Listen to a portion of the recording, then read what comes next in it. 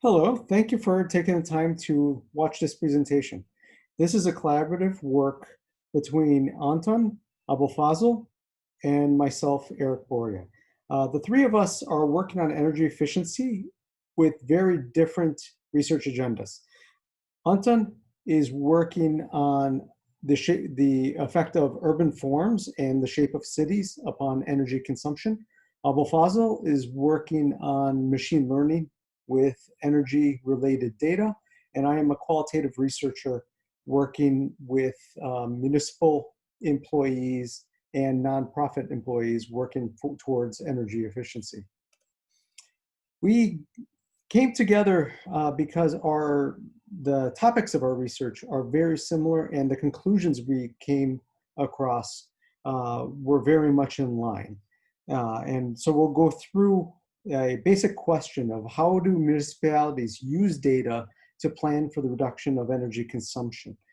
Basically, we're looking at how municipalities make decisions, the capacity they have, the data they currently have, and the quality of the energy benchmarking data, if they have it, and the types of data that they need to make more informed decisions.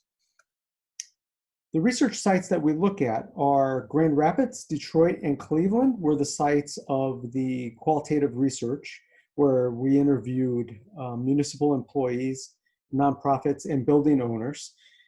Chicago is the site of the energy benchmarking data that was explored in Anton and Abulfazl's side of the project. It's important to note that all four of these cities are Midwestern cities with a colder climate, and they all have an industrial legacy, which means that they have a built housing stock that is a little bit older, in need of repair, and they've taken multiple different approaches to getting there. Chicago has an energy benchmarking ordinance, some of the others do not. So the qualitative research methods employed utilize semi-structured interviews with 24 interviewees, again, both with municipality, non-governmental organizations, as well as building owners. The insights from the qualitative portion that is relevant to this project highlights that municipalities have a work that identifies their commitment to energy reduction targets. They are able to align the planning and policy to achieve those targets. And most importantly, they have the legal authority to enforce compliance, even though they often don't have the capacity to carry through with code enforcement and other types of enforcement. The big challenge that municipalities conveyed through the interviews are often that they have a lack of complete and accurate data of the existing building stocks, and they are looking to correct that situation. To do so, they often collaborate with non-governmental organizations. These are energy efficiency organizations that provide a liaison role between municipalities, building owners, utilities, and sometimes tenants. They provide a social structure where information can be conveyed, incentives and programs for energy efficiency are often conveyed through these social networks. And the biggest point about the role of non-governmental organizations is that they have a very strong incentives, and they dangle the carrot in front to achieve energy efficiency. And part of that is because they have no legal authority that the municipalities would have to enforce these programs that they have. And so this is a common statement that we got from many of the interviewees, referring to the priorities that they give for promoting energy efficiency. The statement reads, our buildings are really just in need of improvement overall, and we're not even thinking about energy efficiency. So we know that our buildings need a lot of investment right now. a lot of interviewees stated that they have many fish to fry. A lot of the structural integrity and safety and health aspects of buildings. And so energy efficiency is not getting the highest priority when code enforcers are going out to investigate those buildings. So for the city of Chicago that has an energy benchmarking ordinance, now we'll look at what is the quality of the data that they've collected. 2017 was the first year that they had a large number of buildings that participated in the reported data, and this data was reported in 2018.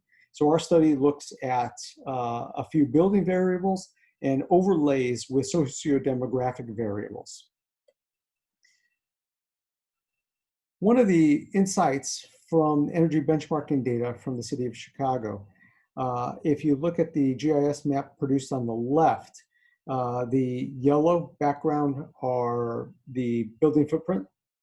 The purple dots are the buildings that report energy consumption data in 2017.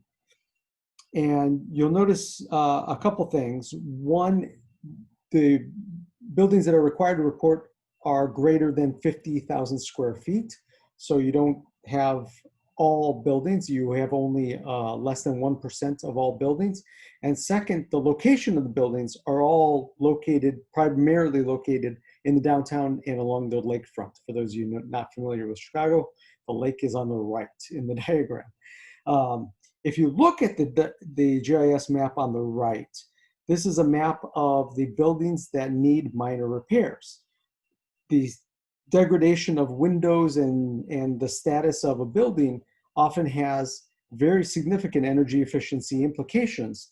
And so the story from the comparison of these two maps is that the buildings that we really need to work with to improve their energy efficiency, that you can get the greatest gains from, are throughout the city and notably absent along the lakefront, which is where the energy efficiency data is. In some, we're not collecting data from the buildings that we need to be informing the decisions to work with those buildings to improve them. The data, when we look even closer at the data, this is a Streeterville area of Chicago. The river runs right through the middle. Lakeshore Drive goes between number 1 and number 2. We have 3 types of data quality problems. One is the location accuracy of the data. You'll notice that the one arrow is bifurcated into 2. The top one points to a purple dot. That's the centroid that has the energy consumption data for the building footprint that is the blue polygon. So when a municipality gets these types of data, they need to have someone who's trained in GIS to clean the data and reassign those centroids to the building footprint layer that they represent. This is a simple fix in GIS, of course, but municipalities often lack the manpower, the staff to do these kind of corrections. They often lack the time and the resources to do so. So location problems become a little obstacle to using the data. Number 2 is compatibility errors. When you're looking at using energy efficiency, we want to layer it with other layers that are of relevance to urban planners, energy efficiency planners. And one of those is the building footprint layer. And you'll see that the blue polygons are the ones that are buildings that have greater than 1 unit. But you'll see that the number 2 arrow that points to the triangle building, that's your residential tower that's in many movies. The big black residential tower that's east of Lakeshore Drive, that is not identified as a multifamily building in the building footprint layer. So when you have these kind of compatibility issues, it again leads to a hindrance in the ability to use the data. And third is the lack of completeness. Many of these polygons in this description are multifamily residence buildings, but are not designated as such and have not reported energy consumption data. So for data to be more useful, we need improved location, improved compatibility, and improved completeness. So what kind of data do we need in order to make better energy efficiency decisions? Anton's work looking at the effect of urban forms on energy consumption is particularly enlightening. He took the sample of 2,797 total properties in the energy benchmarking data. 1,391 were of the multifamily housing, of which we focused on in this paper due to the unique challenges of split incentives and other challenges of multifamily housing. He took 400 of those buildings as a random sample and manually assigned a building height based on the number of floors and a variable of whether it is attached or detached from the adjacent buildings, and then looked at the effect upon energy use intensity of weather normalized source energy use intensity. And this is what he found. There is a correlation between high-rise, mid-rise, and low-rise buildings for the energy consumption. Low-rise buildings typically have a lower energy consumption than high-rise buildings. And then among the low-rise buildings, the ones that are attached to their neighbors have a lower range of energy efficiency, energy consumption than those who are detached. And this is particularly important because working for energy efficiency of existing buildings is one type of effort, but the building construction industry and urban planners who are designing buildings, they could be designing buildings that have a higher energy use intensity that would undermine all of the energy efficiency efforts. So we need development plans of new construction and demolish and remodel construction to also be in line with energy efficiency goals. And we'll sum up with another quote from the interviewees, which is